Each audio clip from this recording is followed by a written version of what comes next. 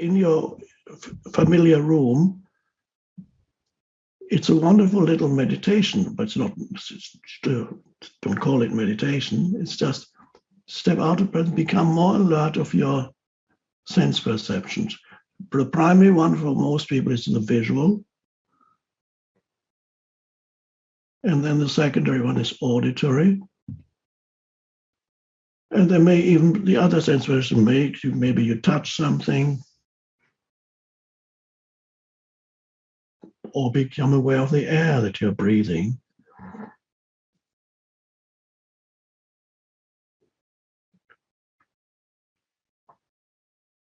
You're coming into the present moment. It's another way of putting it.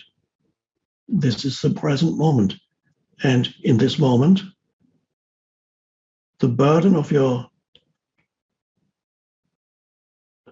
self, the burden of being you, because being you is a burden, a lot of it is a burden. The burden of being you, the burden of selfhood, of being, disappears temporarily. And instead of being a troubled person, every person is troubled.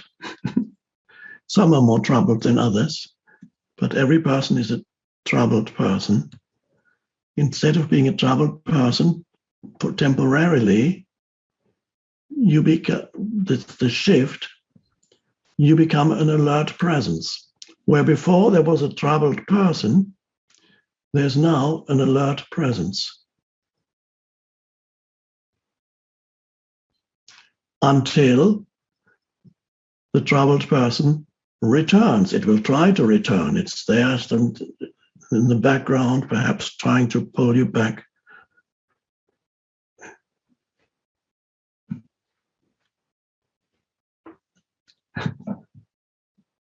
But you stay.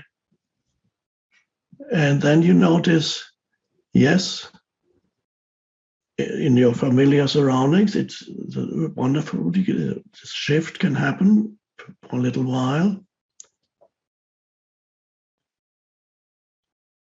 Even more helpful than your familiar surroundings is nature, perception of nature. Don't underestimate the importance of nature, especially in present times when we are going through a period of increasing collective craziness. Nature can keep you sane, which ultimately means can help you to be in presence. Anything natural. Now, interesting fact is when you look around the world, wherever you live, you can divide what you're perceiving into human-made things and nature. You usually have a mixture of human-made things and nature. Now, if you're in the middle of Manhattan, walking, of course, you may find it difficult to find any nature because this just, but you can look at, there's a sky.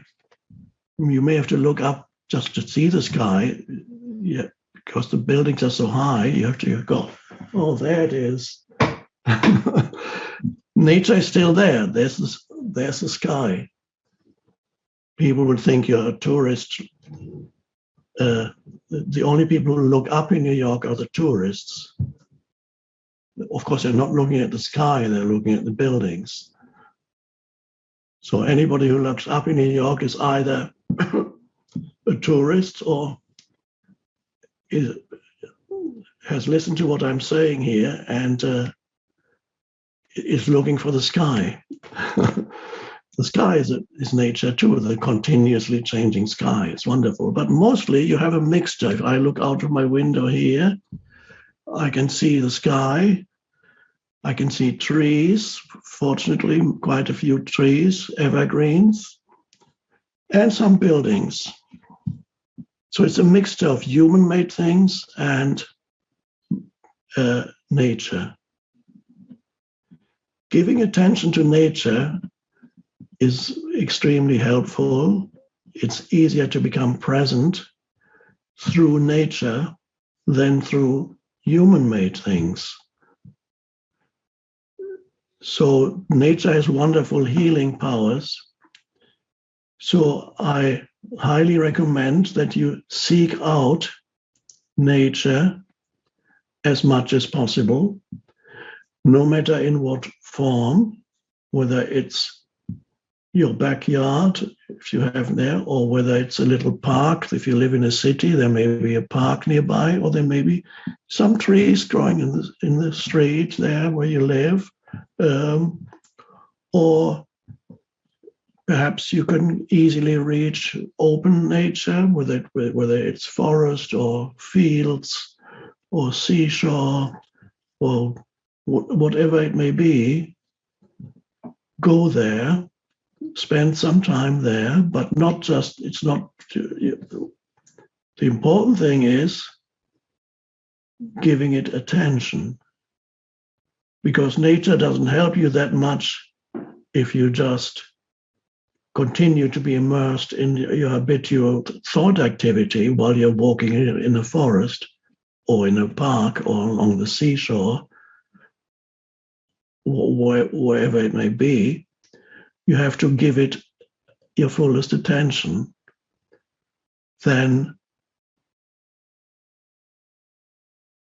it can easily bring about this shift, and you can sustain it for longer as you continue to give your attention to nature.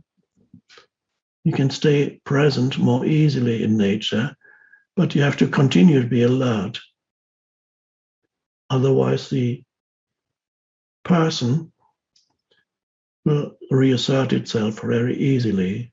So you keep the person at bay and be there as a conscious presence that is perceiving all that, a conscious presence. Now, this shift from person to conscious presence is another way of putting it. This is the awakening. And then you realize there are these two dimensions in you. There's two of you. This is not ultimately true, but it's a way of putting it. There's two of you. One is you are here as a person. Everybody is a person. You have a past and a future as a person. Who you are as a person is conditioned by the past. Obviously, your past, your childhood, the culture you grew up in, everything's conditioned. Your entire mental emotional entity is conditioned by the past. If you had been born in a different time period or a totally different part of the planet, you would not be the same person. The conditioning of your mind would be different. If you had been born 300 years ago, 400 years ago, your opinions about things would be very different. Now, of course, you think that your opinion now is the only valid one, and all the people who once lived, they're all wrong. And of course, they would probably think that you are wrong if they knew what your opinions are. So or if you grow up in a totally different culture, you'll be a very different person. The person is a product of conditioning by the past. Even childhood, if you had different parents, different environment when you were a child, you would be a different person. So you are a person, this conditioned entity.